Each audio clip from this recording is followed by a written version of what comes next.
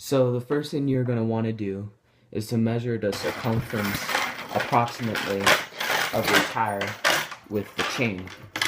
So just get a general measurement like so. It doesn't have to be exact because you can always go back and adjust it later. And so mine stops right there, so I'm just going to take my needle nose pliers here, bend it open if I can get it. Uh-oh.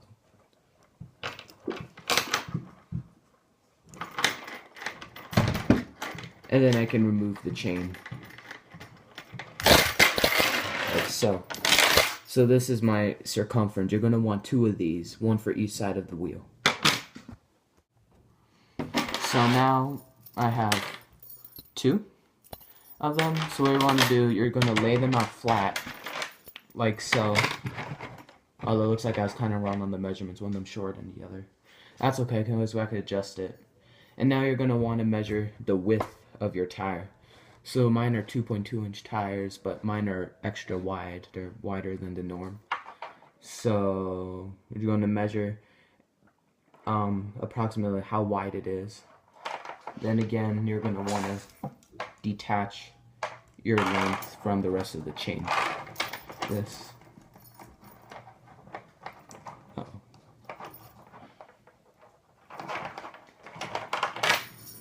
Like so. Now as you see, I hope you can see that I have the width of the tire. So the third part is you're going to want to figure out how many of these that you want, because these are going to be the cross sections of the chain. So me personally, I like to have 5 on each tire, but that's completely up to you. But you want to make sure they all have the same width though, so that your chain's even throughout the tire.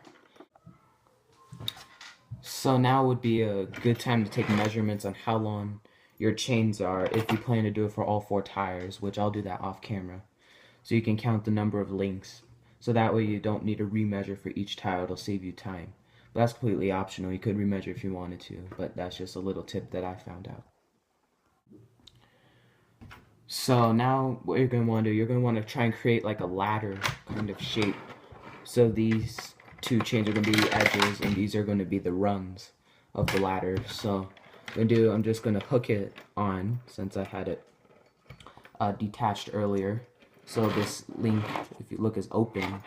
I just take my needle nose pliers and I can shut it.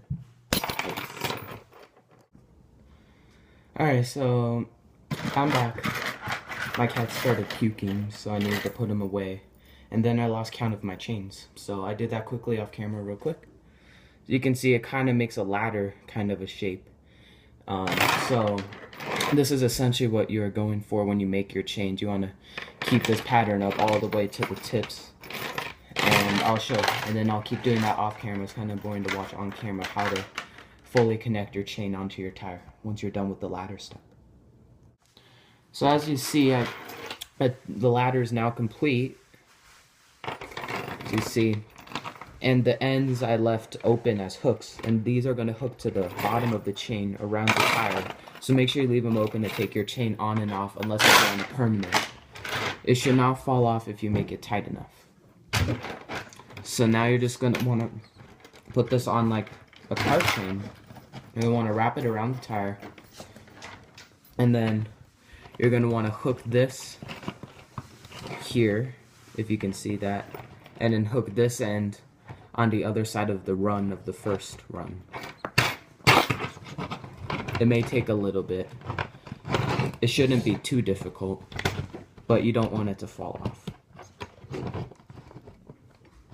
There we go. And you can just reposition it however you want. And now you have full tire chains on. So these should do really good in the snow. I will be using these on my Maxstone 10 like I said. So now you can create 4 of these on your car, and then you can just mount them normally.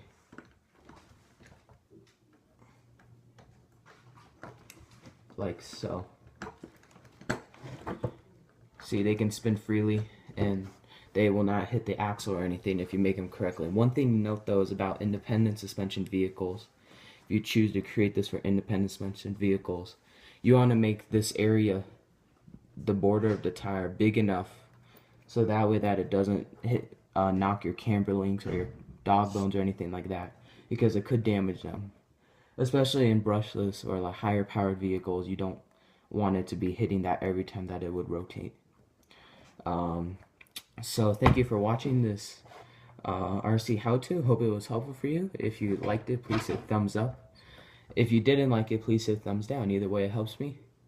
Have any questions or comments? I would suggest not using YouTube. I'd suggest joining Ultimate RC, RC Sparks, or RC Crawler. Although RC Crawler only for crawlers. If you have any questions, as me and thousands of other people can help you. So, thank you very much for watching, and please subscribe.